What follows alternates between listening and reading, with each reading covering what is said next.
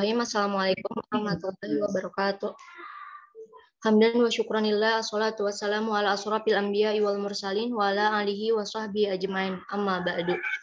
Puji dan syukur mari kita panjatkan kepada Allah Subhanahu wa taala yang telah memberikan nikmat iman juga nikmat Islam kepada kita semua sehingga kita semua bisa berkumpul dalam keadaan sehat walafiat. Selanjutnya sholawat dan salam semoga tetap terlimpah curahkan kepada Nabi kita semua yakni Nabi Muhammad SAW, kepada para sahabatnya, para tabi'in, dan mudah-mudahan sampai kepada kita semua selaku umatnya. Amin ya rabbal alamin. Baik, untuk menambah berkah kuliah pada pagi hari ini, mari kita membaca surat Al-Fatihah bersama.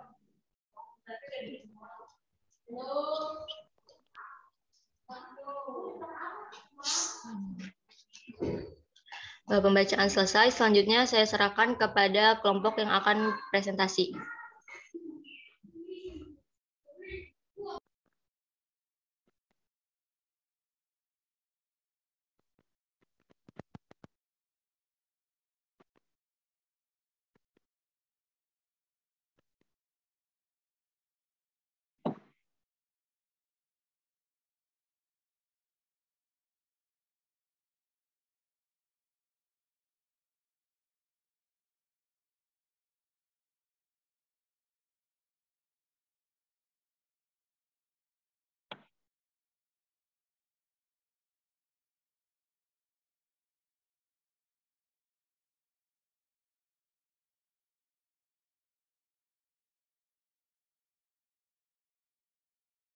Cek, suaranya ada belum ya?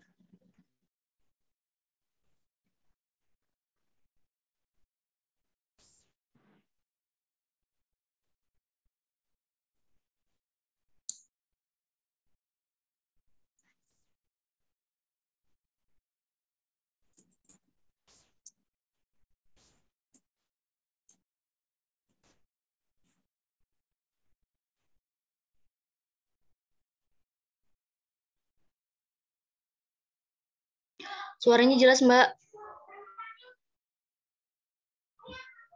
Jelas. Masuknya ya. Baik, di sini bismillahirrahmanirrahim. Langsung mulai aja. Assalamualaikum warahmatullahi wabarakatuh. Waalaikumsalam warahmatullahi wabarakatuh. Di sini kami dari kelompok 8 dengan anggota saya sendiri Hanifatul Ibtihal Muhin dan Maisarah akan mempresentasikan terkait otonomi daerah dan perimbangan keuangan pusat dan daerah. Mungkin langsung saja. Next, Tari. Pengertian desentralisasi. Pengertian desentralisasi merupakan proses di mana pemerintah daerah menjalankan otonomi seluas-luasnya dengan tujuan meningkatkan kesejahteraan masyarakat, pelayanan umum, dan daya saing daerah. Nah, pemerintah daerah itu memiliki kewenangan untuk menjalankan segala urusan pemerintahan, kecuali urusan pemerintahan yang berkaitan dengan urusan politik luar negeri, pertahanan, keamanan, justisi, moneter, dan fiskal nasional, serta agama yang menjadi kewenangan pusat. Next. Konsep desentralisasi. Konsep desentralisasi yang diberlakukan di Indonesia telah memberikan implikasi yang sangat mendasar, terutama menyangkut kebijakan fiskal dan kebijakan administrasi negara. Perbedaan konsep desentralisasi ditentukan terutama berdasarkan tingkat kewenangan untuk perencanaan, memutuskan dan mengelola kewenangan yang ditransfer oleh pemerintah pusat, dan juga besaran otonomi yang diterima untuk melaksanakan tugas-tugas tersebut.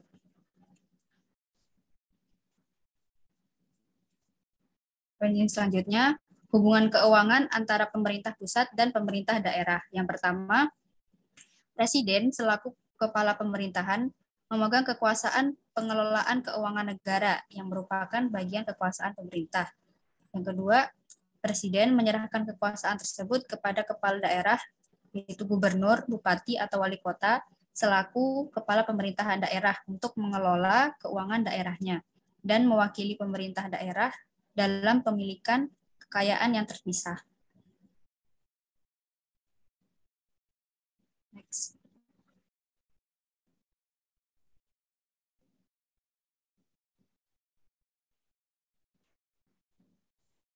Hubungan yang ketiga yaitu hubungan antara pusat dan daerah menyangkut hubungan pengelolaan pendapatan atau revenue dan penggunaan ekspenditur, baik untuk pengeluaran rutin maupun pembangunan daerah dalam rangka memberikan pelayanan publik yang berkualitas, responsibel atau bertanggung jawab, dan akuntabel. Yang keempat, konsep hubungan antara pusat dan daerah adalah hubungan administrasi dan hubungan kewilayahan, sehingga pemerintah pusat mengalokasikan dana mengalokasikan dana perimbangan kepada pemerintah daerah sesuai dengan peraturan perundang-undangan. Next. Prinsip kebijakan perimbangan keuangan. Perimbangan keuangan antara pemerintah dan pemerintah daerah merupakan subsistem keuangan negara sebagai konsekuensi pembagian tugas antara pemerintah dan pemerintah daerah. Pemberian sumber keuangan negara kepada pemerintahan daerah dalam rangka pelaksanaan desentralisasi itu didasarkan atas penyerahan tugas oleh pemerintah kepada pemerintah daerah dengan memperhatikan stabilitas dan keseimbangan fiskal. Next. Perimbangan keuangan antara pemerintah dan pemerintah daerah merupakan suatu sistem yang menyeluruh dalam rangka pendanaan penyelenggaraan asas desentralisasi, dekonsentrasi, dan tugas pembantuan. PAD bertujuan memberikan kewenangan kepada pemerintah daerah untuk mendanai pelaksanaan otonomi daerah sesuai dengan potensi daerah sebagai perwujudan desentralisasi. Next. Dana perimbangan ini bertujuan mengurangi kesenjangan fiskal antara pemerintah dan pemerintahan daerah dan antar pemerintah daerah. Pinjaman daerah bertujuan memperoleh sumber pembiayaan dalam rangka penyelenggaraan urusan pemerintah daerah.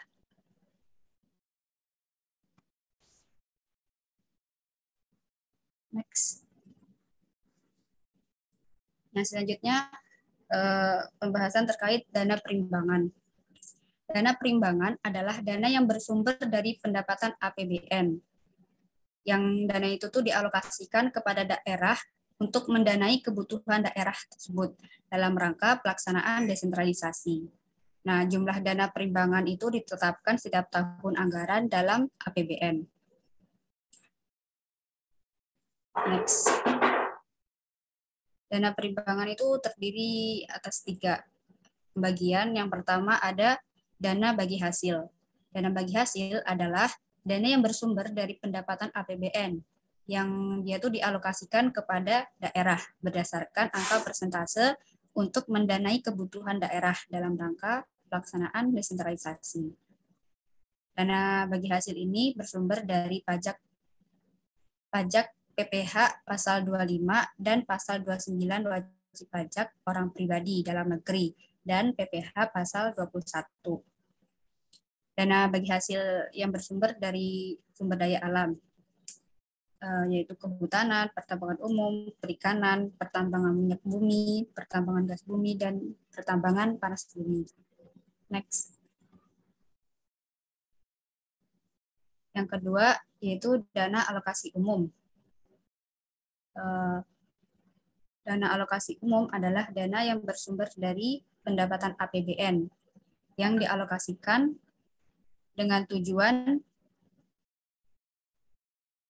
pemerataan kemampuan keuangan antar daerah untuk mendanai kebutuhan daerah dalam rangka pelaksanaan desentralisasi. Jumlah keseluruhan dana alokasi umum itu ditetapkan sekurang-kurangnya 26% dari pendapatan dalam negeri neto yang ditetapkan dalam APBN. dana alokasi umum untuk suatu daerah itu dialokasikan atas dasar celah fiskal dan alokasi dasar. Celah fiskal adalah kebutuhan fiskal dikurangi dengan kapasitas fiskal daerah. Alokasi dasar dihitung berdasarkan jumlah gaji pegawai negeri sipil daerah. Next. Dana alokasi khusus. Yang ketiga, dana alokasi khusus adalah dana yang bersumber dari pendapatan APBN yang dialokasikan kepada daerah tertentu dengan tujuan untuk membantu mendanai kegiatan khusus yang merupakan urusan daerah sesuai dengan prioritas nasional. Dana alokasi khusus dialokasikan kepada daerah tertentu untuk mendanai kegiatan khusus yang merupakan urusan daerah. Pemerintah menetapkan kriteria dana alokasi khusus yang meliputi kriteria umum, kriteria khusus, dan kriteria teknis. Daerah penerima dana alokasi khusus wajib menyediakan dana pendamping sekurang-kurangnya 10% dari alokasi dana alokasi khusus dan dianggarkan dalam APBN.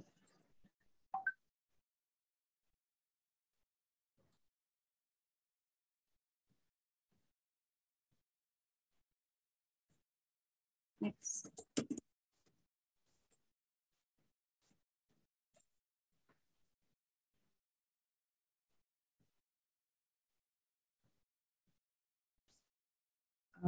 Yang selanjutnya yaitu pendapatan lain-lain.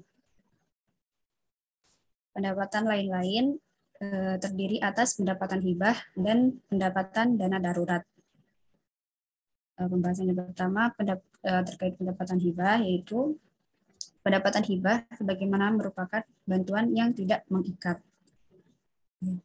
Hibah kepada daerah yang bersumber dari luar negeri dilakukan melalui pemerintah. Hibah dituangkan dalam suatu naskah perjanjian antara pemerintah daerah dan pemberi hibah. Hibah itu digunakan sesuai dengan naskah perjanjiannya. Next.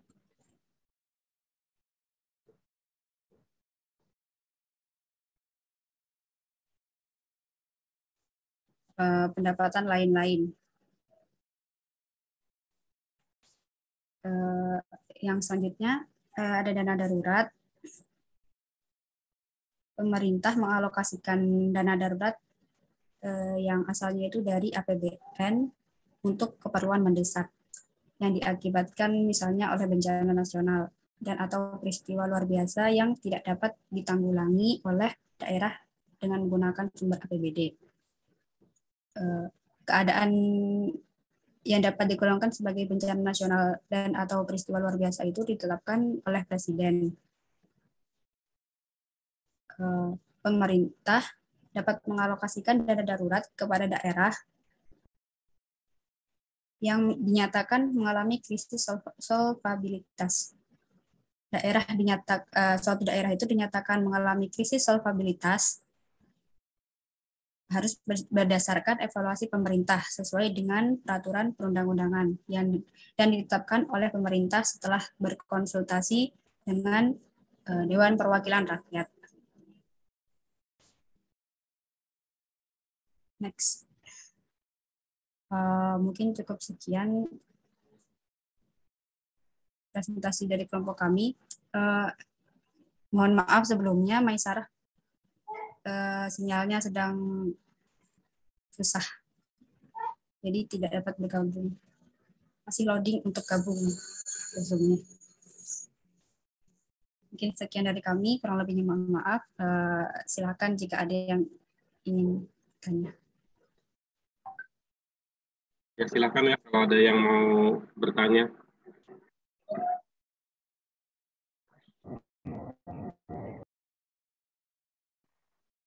Saya yang tanya dulu ya kalau gitu ya.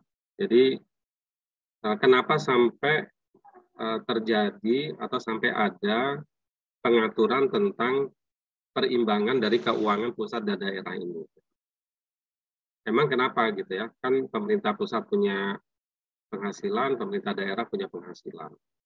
Kenapa sampai ada perimbangan perlu diatur atau sampai ada undang-undang tentang perimbangan keuangan pusat dan daerah? Gitu ya, silakan.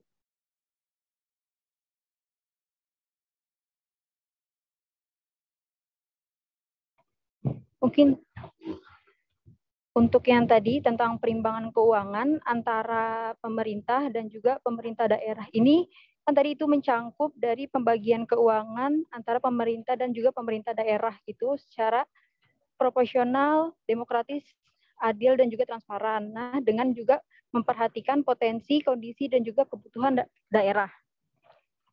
Nah, pada hakikatnya ini pemerintah itu kan mengemban 3 fungsi utama, yaitu fungsi distribusi, fungsi stabilisasi, dan juga fungsi alokasi. Nah, fungsi distribusi dan fungsi stabilisasi ini pada umumnya lebih efektif dan juga tepat dilaksanakan oleh pemerintah. Sedangkan fungsi alokasi ini oleh pemerintah daerah yang lebih mengetahui kebutuhan, kondisi, dan juga situasi masyarakat setempat.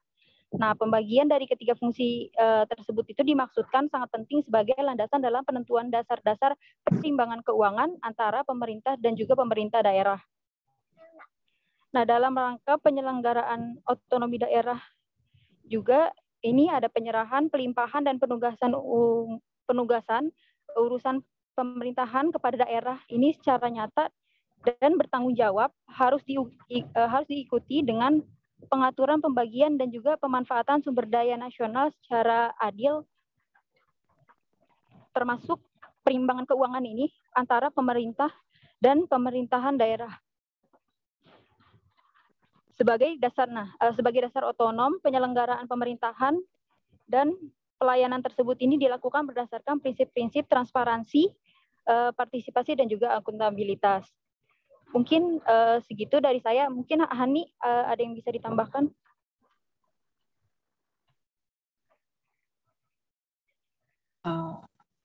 Mungkin saya mau nambahin dikit ya. Mungkin alasan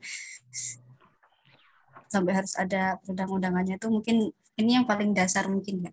Itu untuk suatu pemerintah daerah itu kan nggak bisa berdiri sendiri, jadi membutuhkan bantuan dari si pemerintah pusatnya. Kemudian kalau dari pusatnya itu untuk mengurangi ketimpangan sumber pendanaan gitu, jadinya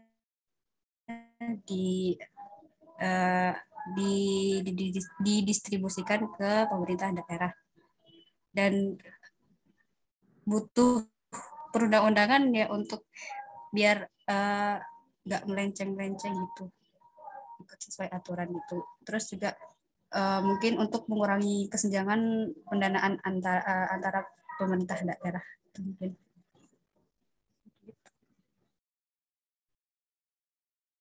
Mungkin ada tambahan dari teman-teman yang lain.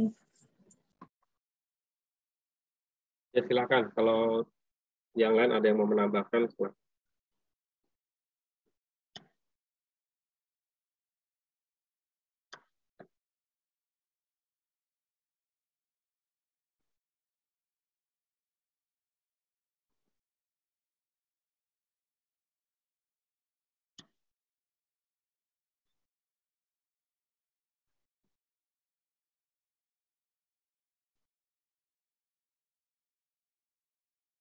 Ada yang menambahkan?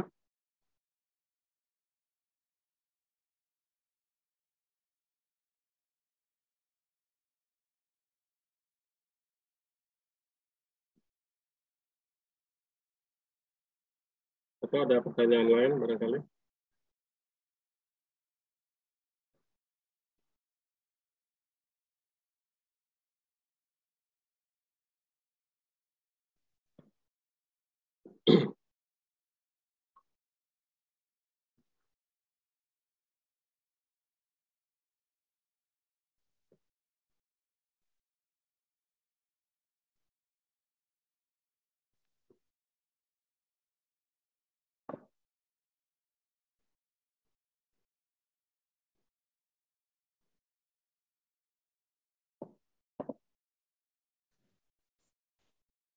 Kalau undang-undangnya tadi, undang-undang nomor berapa?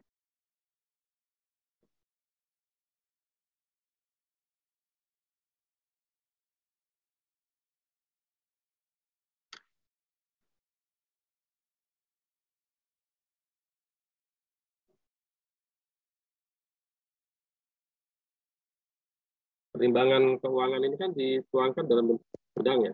Undang-undangnya nomor berapa tadi? Disampaikan nggak di awal tadi?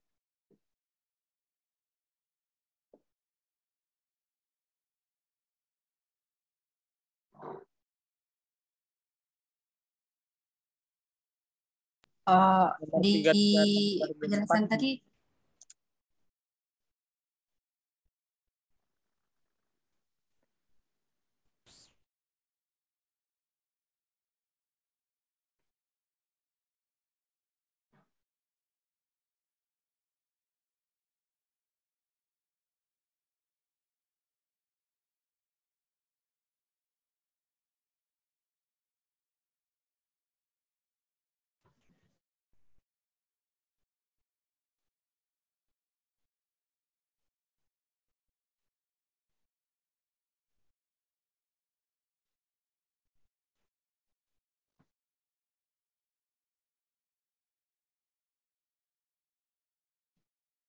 tes.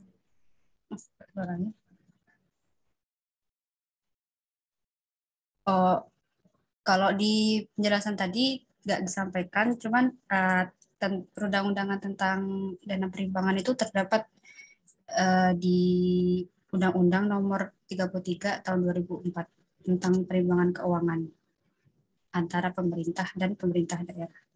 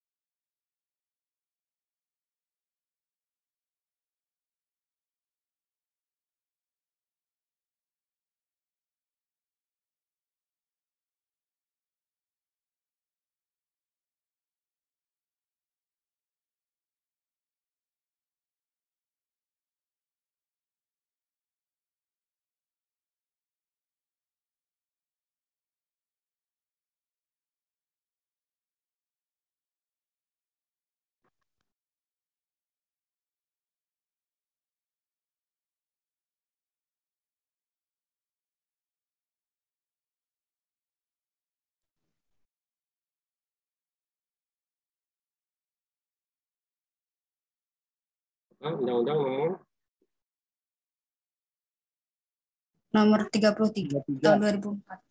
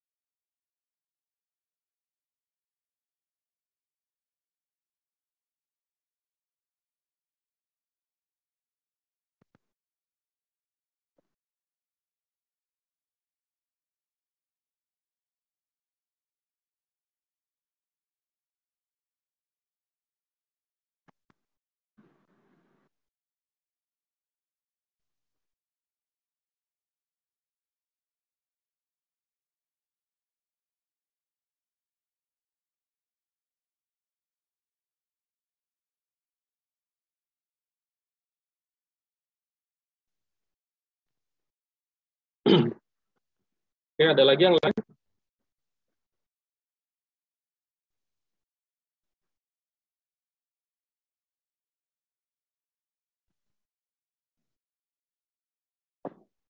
Jadi untuk ada?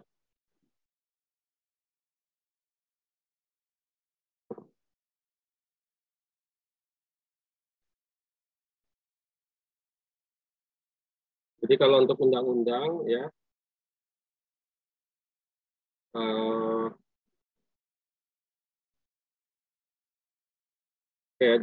untuk yang pertanyaan pertama tadi ya, yaitu ini ya kita cari artinya penjelasannya sudah cukup bagus lah ya tadi yang pertanyaan saya yang pertama ya, intinya kan di dalam ini kan berkaitan juga dengan sistem pemerintahan gitu ya. Nah, sistem pemerintahan yang pertama misalnya kita mengenal adanya otonomi daerah gitu ya.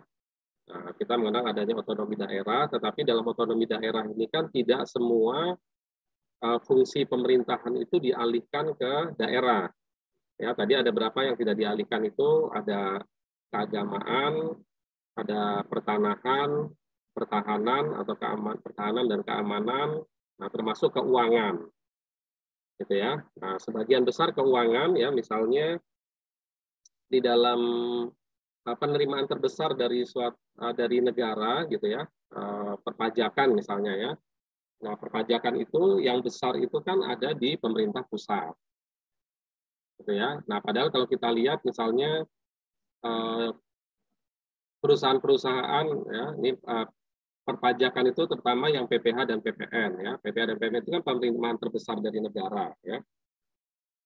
Nah, itu kan perusahaan-perusahaan itu kan juga ada di daerah-daerah gitu ya. Nah, tetapi semua pajaknya itu kan ditarik ke pusat. Gitu ya. Nah, sehingga nanti di dalam terutama di dalam Undang-Undang 33 tadi tahun 2004 ya. Ya walaupun ini sebenarnya sudah diganti ya, undang-undangnya ini sudah dirubah ke tahun 2022 itu sudah terbit undang-undang yang baru. Ya, Undang-Undang Nomor 1 tahun 2022. Gitu ya. Jadi nanti mungkin bisa dilihat juga di undang-undang yang baru, tapi intinya berkaitan dengan misalnya bagi hasil pajak gitu ya. Kalau yang misalnya PPh 21 yang ada di daerah PPh 21 dan 26, nah itu nanti ada bagi hasil antara pusat dengan daerah. Tetapi semua penerimaannya ada di pusat. Nah, nanti dialokasikannya berdasarkan apa? Gitu ya, berdasarkan PAD gitu kan ya, dan sebagainya gitu ya. Nah, ini mungkin di antara pertimbangan kenapa ada pengaturan ya antara keuangan pusat dan daerah. Ya, hubungan keuangan pusat dan daerah gitu ya. Kemudian juga ada pembagian tugas ya, pembagian tugas antara pusat dengan daerah. Yang tadi ya, misalnya ada pembagian fungsi gitu ya. Nah, itu ya saya kira itu beberapa poin penting ya kenapa diatur adanya perimbangan keuangan pusat dan daerah. Nah, tapi undang-undang itu juga sekarang sudah dirubah dengan dikenal dengan undang-undang HKPD ya, hubungan keuangan pemerintah pusat dan daerah. Ya. Nah itu barangkali itu.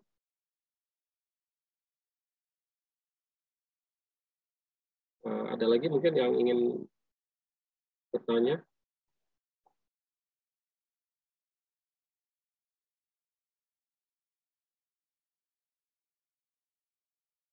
Cukup mungkin Pak. Saya share, kita lihat aja ya di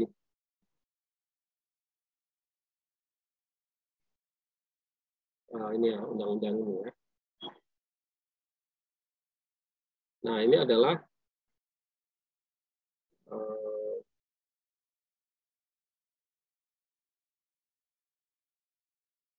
ini juga jumlah pasalnya juga banyak ya.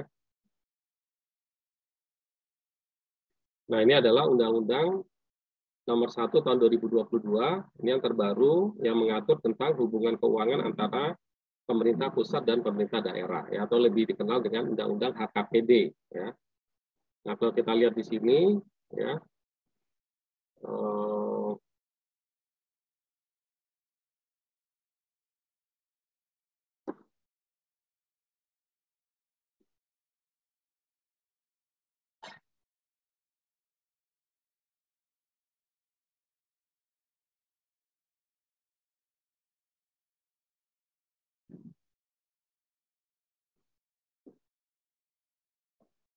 ada 193 ya.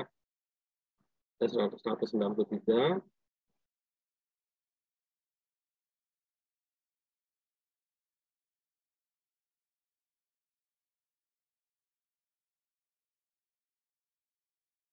Nah ini ya, pada saat undang-undang ini mulai berlaku, ya, jadi Undang-Undang Nomor 33 tahun 2004. Nah ini tadi yang yang disebutkan tentang perimbangan keuangan antara pemerintah pusat dan pemerintah daerah.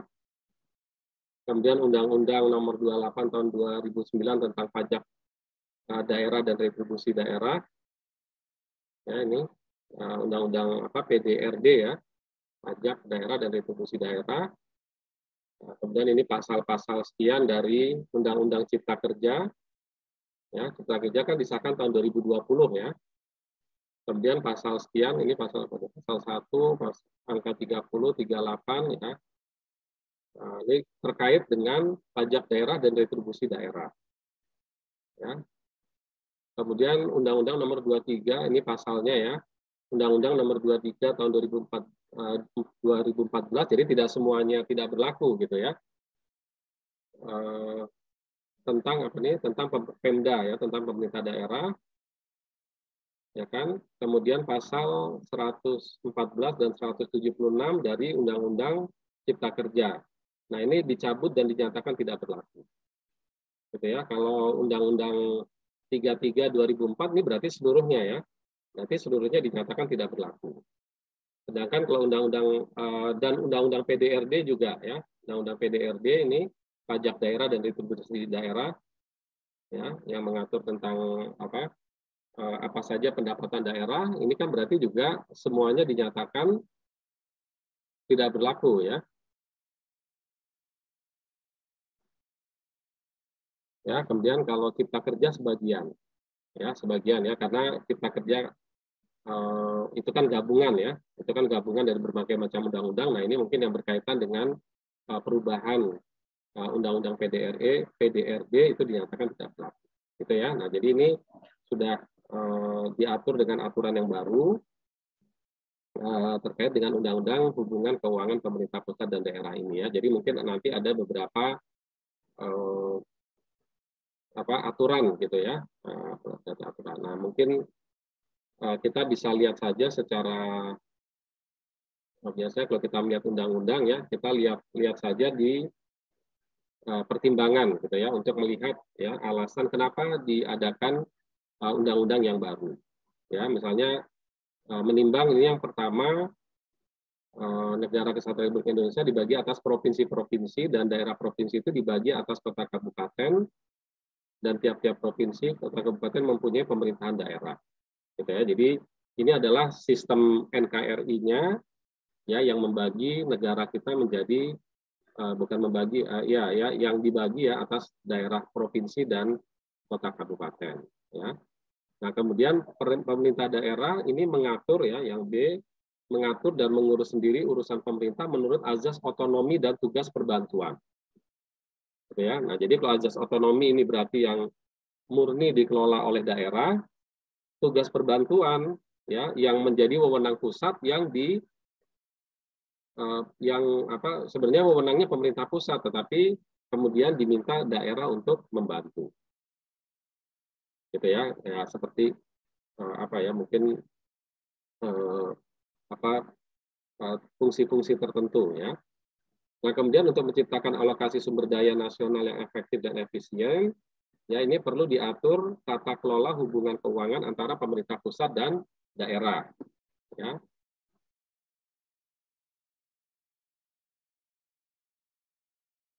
Nah, ini perlu diatur tata kelola hubungan keuangan pusat dan daerah dan pemerintahan daerah yang adil, selaras, dan akuntabel. Gitu ya, jadi harus ada azas ini ya, adil, selaras, dan akuntabel. Ya. Kemudian sesuai dengan pasal 18A Undang-Undang Dasar tahun 45, hubungan keuangan, pelayanan umum, pemanfaatan sumber daya alam dan sumber daya lain antara pemerintah pusat dan daerah diatur secara adil dan selaras berdasarkan undang-undang ya, sehingga perlu dibentuk undang-undang gitu ya, karena urusan keuangan ini tidak bisa ditentukan oleh peraturan ya, misalnya diterbitkan oleh presiden melalui peraturan presiden, nggak boleh gitu ya, peraturan menteri apalagi gitu ya. Nah, yang tertinggi aja nggak boleh, tapi harus berdasarkan undang-undang. Kenapa? Karena undang-undang dibuat atas kesepakatan ya, atau kesepakatan presiden ya, eksekutif dengan legislatif sebagai perwakilan dari rakyat. Ya. Kemudian ini juga berkaitan dengan pajak dan pungutan lain, ya. Nah, karena tadi kan yang salah satu yang dihapus adalah undang-undang tentang pajak daerah dan retribusi daerah. Nah, itu kan pungutan kepada rakyat, ya. Pungutan kepada rakyat ini pajak dan pungutan yang bersifat memaksa, ya itu ya, itu kan definisi pajak ya, pajak dan retribusi untuk keperluan negara diatur dengan undang-undang. Jadi juga harus ketika akan memungut uang dari rakyat itu juga harus berdasarkan undang-undang. Ya. Kemudian Undang-Undang Nomor 33 Tahun 2004 ya, perlu disempurnakan sesuai dengan perkembangan keadaan dan pelaksanaan desentralisasi fiskal. Ya, ingat ya, ini tahun 2004. Sementara Undang-Undang pemerintah daerah itu sudah mengalami perubahan juga ya sejak tahun 2004 itu yang pertama kali Undang-Undang Pemda ya pemerintah daerah itu sudah mengalami perubahan ya kalau nggak salah tahun 2012 atau ya. Nah sehingga kan tentu perlu ada penyesuaian dengan pelaksanaan otonomi daerah ya. Kemudian Undang-Undang Nomor 28 Tahun 2009 tentang pajak daerah dan retribusi daerah perlu disempurnakan dengan perkembangan keadaan yaitu tadi ya dengan adanya perkembangan dari otonomi daerah itu ya.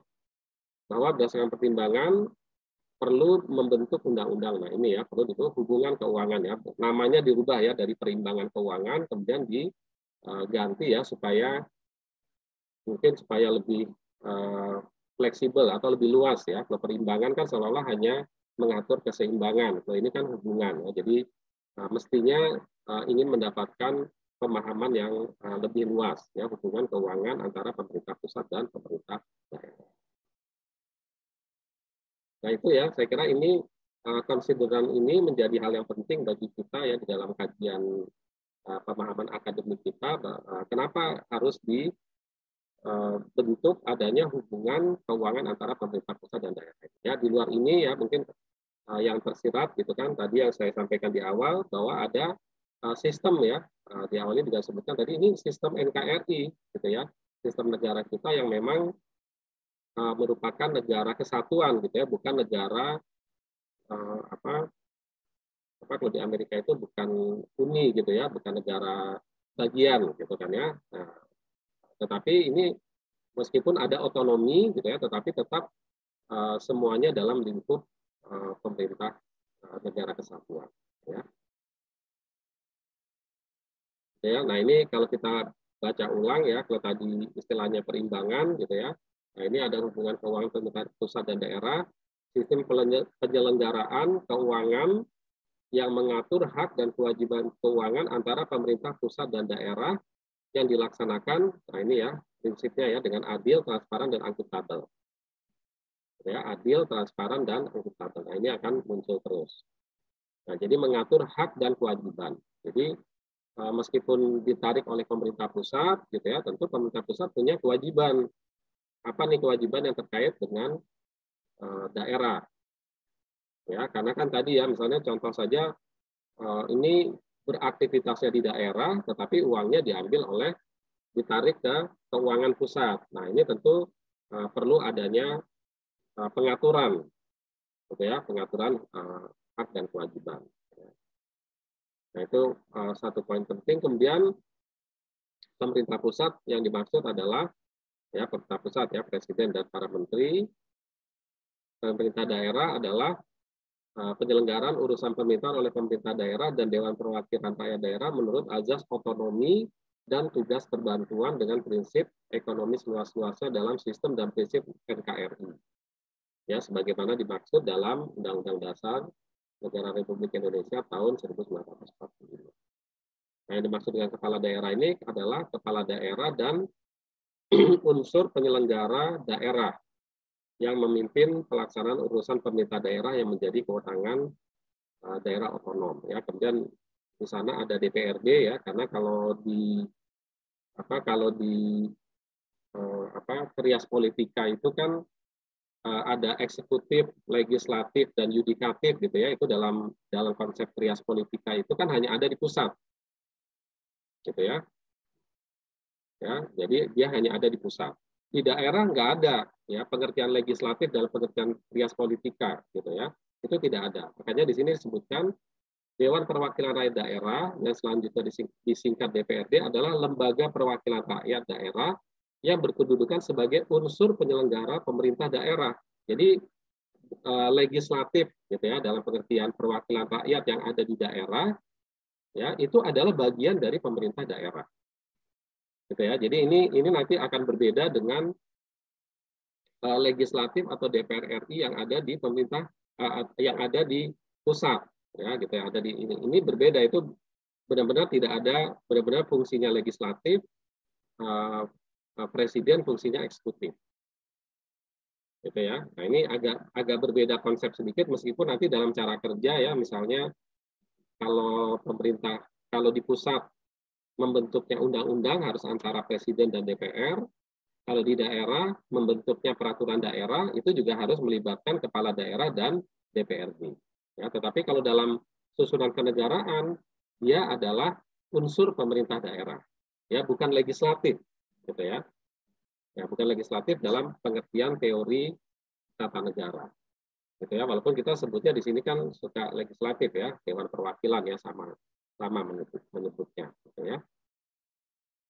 Nah, kemudian pengertian lain, daerah otonom selanjutnya disebut daerah adalah kesatuan masyarakat hukum yang mempunyai batas wilayah yang berwenang mengatur urusan pemerintah dan kepentingan masyarakat setempat menurut prakarsa sendiri berdasarkan aspirasi masyarakat ya. Jadi otonom ya, otonomi sudah otonomi daerah.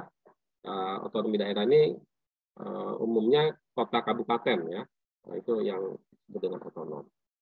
Nah, kalau urusan pemerintahan ya, kekuasaan pemerintah menjadi kewenangan presiden, dilakukan oleh Kementerian Negara dan penyelenggara pemerintah daerah. Ya, itu urusan pemerintahan semua ya, baik di pusat maupun di daerah. Ya, ini adalah urusan pemerintahan. Ya. Kepala daerah, gubernur bagi daerah provinsi atau bupati bagi daerah kabupaten atau kota. Ya, ini sebutan kepala daerah ini bisa meliputi gubernur dan wali kota atau bupati. Ya.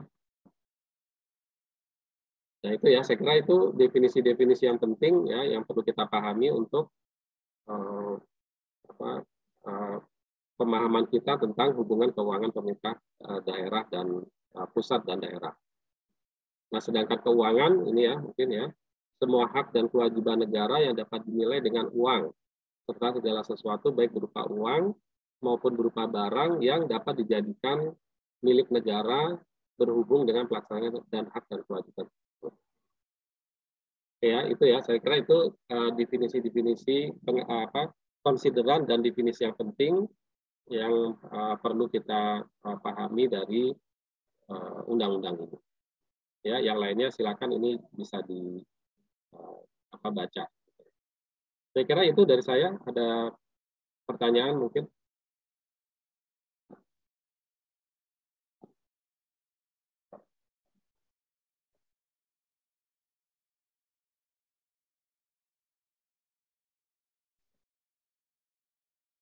Ininya Pak, apa filenya mau dikirim ke grup Pak? Bisa. Masih Pak.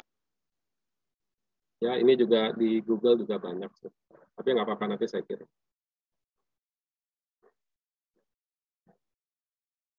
Baik, itu saja. Kalau tidak ada pertanyaan lagi, bisa kita cukupkan. Insyaallah bisa Pak. Oke ya, baik ya. Jadi kita cukupkan ya untuk pertemuan kita pada pagi hari ini. Ya, terima kasih kepada kelompok berapa tadi yang sudah presentasi ya. Aplaus ya buat kelompok yang sudah presentasi. Ya, nanti silakan diupdate pemahaman kita tentang keuangan perimbangan ya. Nah, itu juga mungkin judulnya juga sudah harus dirubah ya. Jadi bukan perimbangan lagi, tapi menjadi hubungan keuangan pemerintah pusat dan daerah. Oke, kemudian saya kira itu ya dari saya. Kemudian